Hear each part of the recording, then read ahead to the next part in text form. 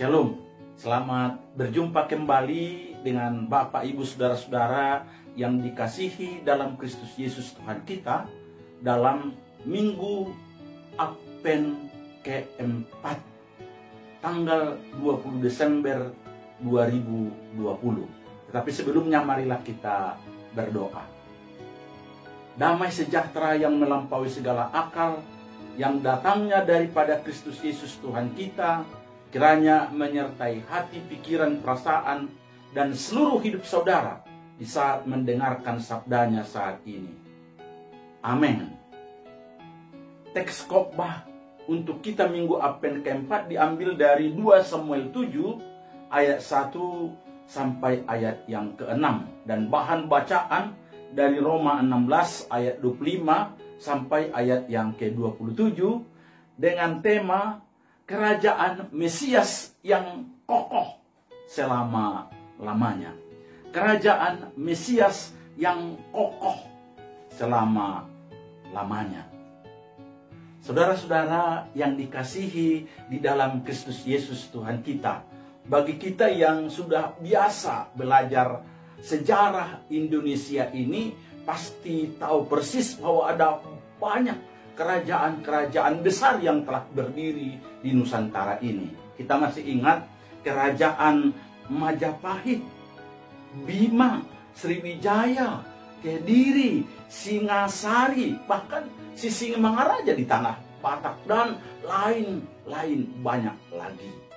Tetapi sekarang sudah jelas jadi hanya legenda, sudah runtuh dan tinggal kenangan.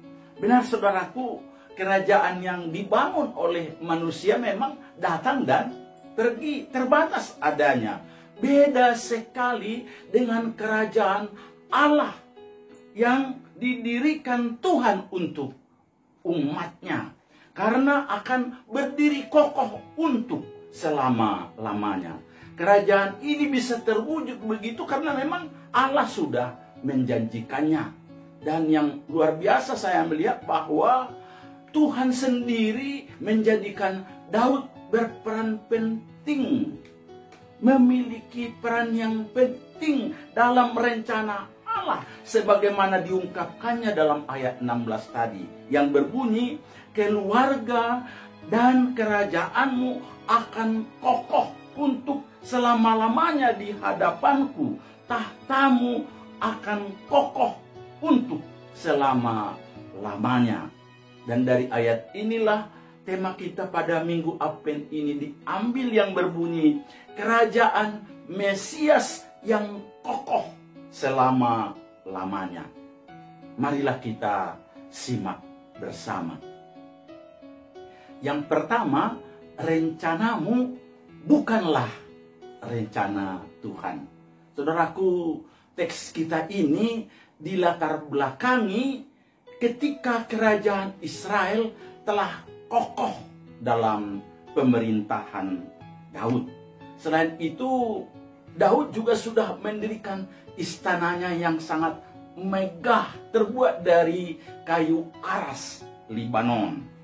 Kemudian Daud berkeinginan, berencana untuk mendirikan bait, mendirikan rumah tempat tabut perjanjian Tuhan, lambang kehadiran Allah bagi kerajaannya, yang alasan rohaninya tentu sebagai ungkapan syukurnya atas berkat pemeliharaan Tuhan baginya.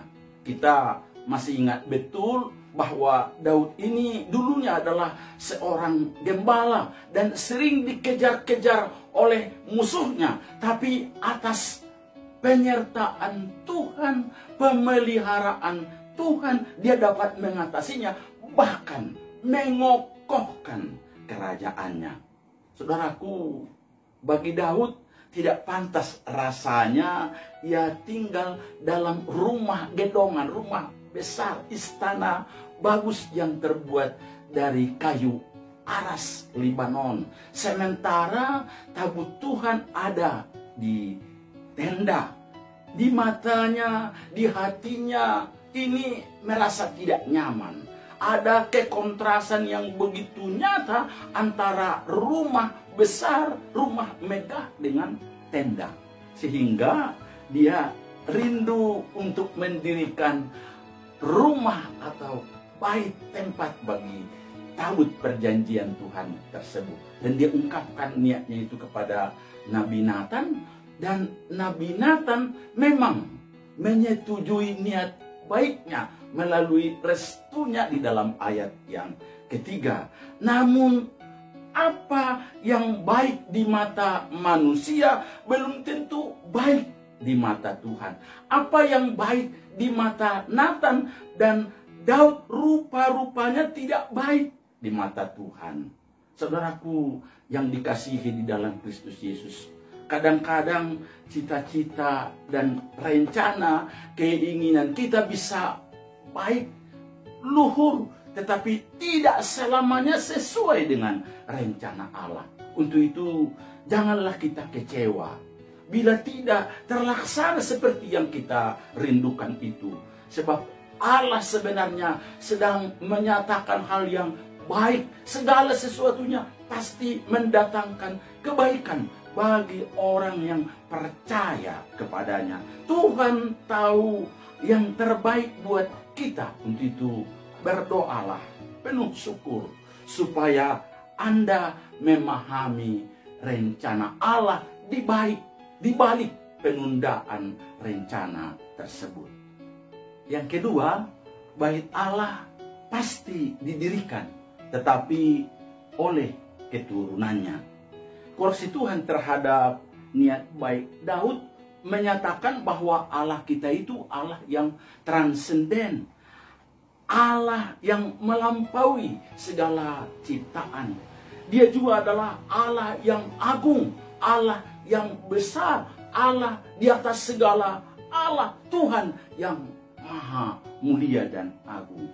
Apakah mungkin ada rumah yang bisa menampungnya, saudaraku? Kesannya di sini kita melihat bahwa Allah tidak juga mau diatur oleh Daud dan ditempatkan di satu tempat yang permanen. Ayat 5. Dan Daud diingatkan kembali pada masa umat Tuhan berada di padang gurun dari Mesir sampai ke tanah Kanaan. Di sana Tuhan jelas menunjukkan kuasanya, kehadirannya, anugerah pemeliharaannya bagi umat dari satu tempat ke tempat yang lain. Tuhan telah berjalan di depan dan mengawal mereka dari belakang, dari atas, dari berbagai tempat, dari musuh-musuh dan juga dari berbagai kecelakaan, saudaraku.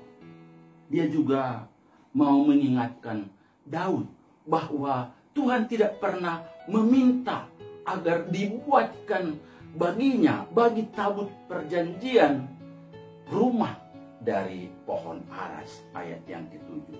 Kemudian Tuhan mau menyatakan, menegaskan bahwa Daud juga dulunya adalah seorang gembala, tapi atas anugerah Tuhan, pemeliharaan Tuhan, penyertaan Tuhan baginya, dia sekarang menjadi seorang raja yang mengokohkan kerajaannya. Tidak hanya itu, umat Tuhan juga telah disatukan oleh kerajaan Daud, dan mereka sudah ditempatkan di satu tempat di mana Allah sendiri yang memelihara mereka.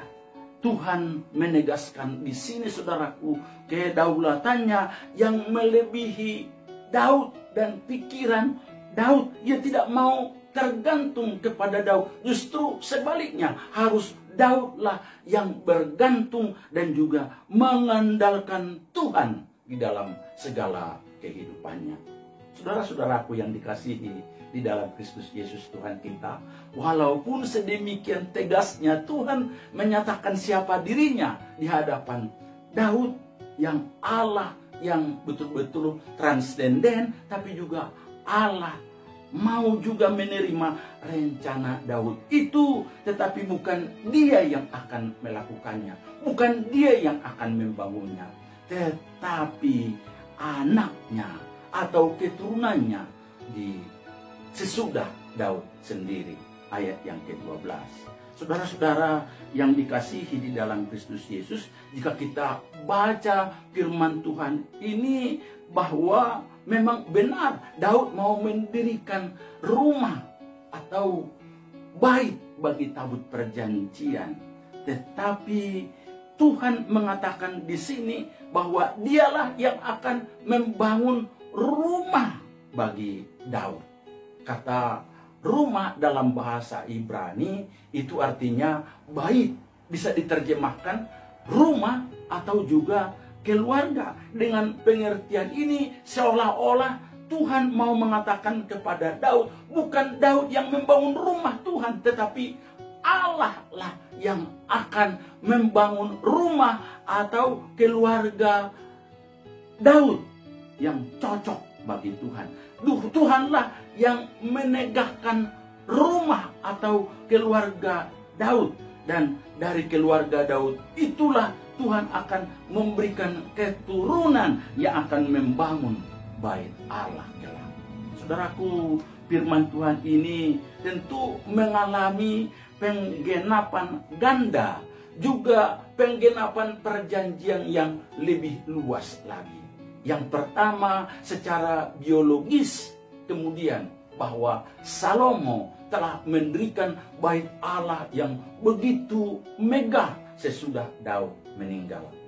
Tapi juga yang kedua adalah di dalam penggenapannya yang sempurna, yaitu di dalam Yesus Kristus, anak Daud yang dilahirkan oleh keluarga sederhana Yusuf dan Maria yang juga adalah keturunan Daud. Yang ketiga, Mesias akan datang melalui keturunan Daud.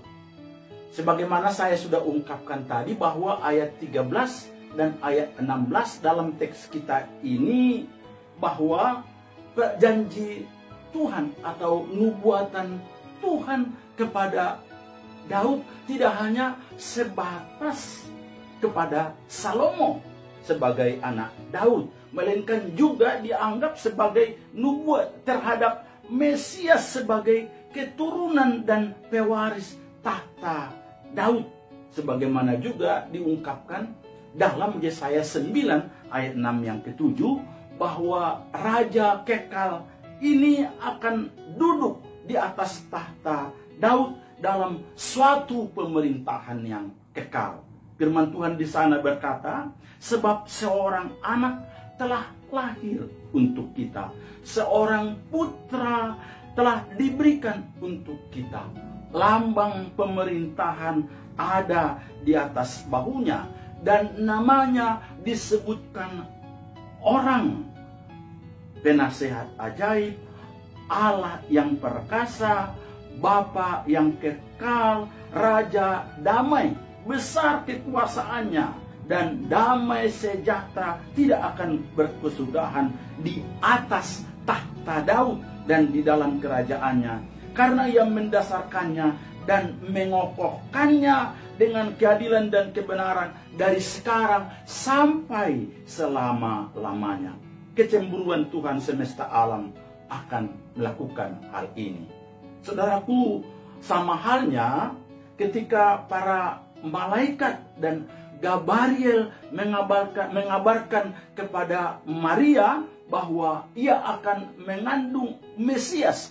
Janji ini kembali lagi diberitakan kepada Maria. Sesungguhnya engkau akan mengandung dan akan melahirkan seorang anak laki-laki, dan hendaklah engkau menamai dia Yesus. Ia akan menjadi besar dan akan disebut anak Allah yang maha tinggi. Dan Tuhan akan mengaruniakan kepadanya tahta Daud, bapa leluhurnya. Dan ia akan menjadi raja atas kaum keturunan Yakub sampai selama-lamanya. Dan kerajaannya tidak berkesudahan. Dalam Lukas 1 ayat 31 sampai ayat 38. Dan saudaraku, dan janji-janji ini telah digenapi di dalam Yesus Kristus. Tidak hanya itu saudaraku, suatu saat nanti janji-janji ini juga akan digenapi untuk selama-lamanya. Itu jika kita baca dalam Wahyu pasal yang ke-11 ayat yang ke-15 yang berbunyi, lalu malaikat yang ke-7 meniup sangkakalanya, dan terdengarlah suara-suara nyaring di dalam sorga, katanya, pemerintahan atas dunia dipegang oleh Tuhan kita, dan Dia yang diurapinya, dan Ia akan memerintah sebagai Raja sampai selama-lamanya. Inilah sebenarnya yang diungkapkan Yesus ketika Dia ada di dunia ini. Waktu Dia berkata kepada setiap orang, karena sejak waktu itulah Yesus memberitahukan, bertobatlah sebab kerajaan sorga sudah dekat. Matius 4 ayat 17. Dan bagi semua orang yang menjawab seperti Daud, engkaulah Allahku dan segala firman-Mu lah kebenaran. Jelas sebuah tempat akan diberikan di dalam kehidupannya. Saudara-saudara yang dikasihi di dalam Kristus Yesus, nubuatan tentang kelahiran Mesias sudah diungkapkan dan sudah tergenapi. Tetapi nubuatan kedatangan Yesus sebagai Raja di atas segala raja, Tuhan di atas segala Tuhan, akan terjadi lagi. Untuk itu saudaraku yang dikasihi di dalam Kristus Yesus, marilah dalam masa-masa Advent ini mau menempatkan Yesus di tempat yang paling tinggi, paling utama di dalam kehidupan kita. Bukan hanya sekedar kita merayakan Advent, datang bergereja, beribadah, tetapi juga sungguh-sungguh menjadikan Dia sebagai Raja di atas segala raja, Tuhan di atas segala Tuhan dalam kehidupan kita. Ingatlah bahwa Kristuslah Mesias yang dijanjikan itu. Kristuslah Raja yang diurapi itu. Kerajaannya sudah ada di dalam kehidupan kita, di antara umat manusia ini. Tapi tidak hanya itu, tapi untuk selama-lamanya. Untuk itu, jika kita sedang merencanakan untuk sesuatu, baik sekarang dan juga yang akan datang dalam kehidupan kita, marilah kita sesuaikan, kita selaraskan seluruh rencana kita kepada rencana Tuhan. Saat kita nanti membangun rumah ibadah atau apapun yang kita lakukan untuk rumah Tuhan, janganlah kita berpikiran bahwa Allah terikat dengan tempat itu. Ingat, ada banyak sekarang gereja-gereja kosong melompong, apalagi dalam masa COVID-19 ini. Allah kita tidak mau berada hanya di satu tempat, tapi Dia adalah Allah yang maha hadir. Allah yang bisa hadir juga di rumahmu. Allah yang bisa hadir dalam pekerjaanmu. Dalam situasi apapun, Dia mau bersama kita. Allah mau berkuasa atas hidup kita, atas seluruh dunia ini. Dia mau mengatur hidup kita supaya kita mau bergantung sepenuhnya seperti Daud kepada Dia, supaya Dia mengokohkan, memelihara, menjaga, menetapkan, memberikan sukacita di dalam kehidupan kita hari lepas hari. Penyertaannya, berkatnya, pemeliharaannya tentu kita butuhkan, tidak hanya sekarang, tapi juga untuk selama-lamanya. Selamat Advent keempat. Tuhan Yesus memberkati saudara. Amin.